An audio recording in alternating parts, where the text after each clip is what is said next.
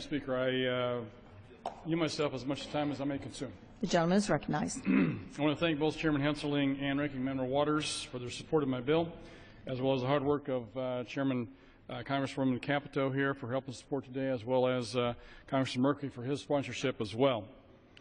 At a time when regulators are requiring more and more from small and community-based institutions, I appreciate the opportunity to work across party lines to offer some common sense relief.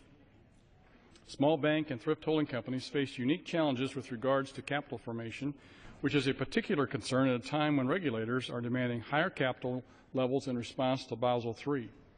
Understanding these challenges, the Federal Reserve has recognized that small bank holding companies have limited access to financing and, as a result, face difficulties in the acquisition of small banks by small holding companies, which often requires the use of debt.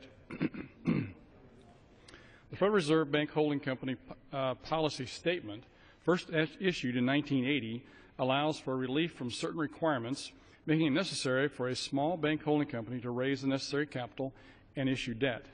The policy statement also simplifies acquisitions and formation of new bank and thrift holding companies.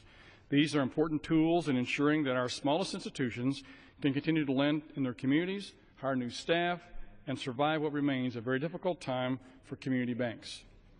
H.R. 3329 simply increases the threshold in the Fed's policy statement from $500 million to $1 billion in assets. The $500 million threshold has not been touched since 2006. In the past 7 years, our nation's smallest bank and thrift holding companies have faced significant recession, consolidation, and an alarming number of bank failures. While this bill does offer regulatory relief to our nation's smallest institutions, it also includes safeguards that allow the Fed to continue to monitor for safety and soundness.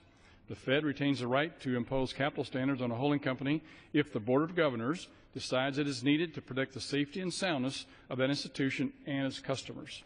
Additionally, the policy statement outlines requirements that limit a bank holding company's ability to benefit from this relief. H.R. 3329 keeps these safeguards in place. This non-controversial bill will help more than 500 of our nation's smallest banks and thrift holding companies. 3329 has bipartisan support and the support of the Independent Community Bankers of America and the American Bankers Association. H.R. 3329 will go a long way in ensuring that these institutions are able to grow stronger and continue to serve their communities.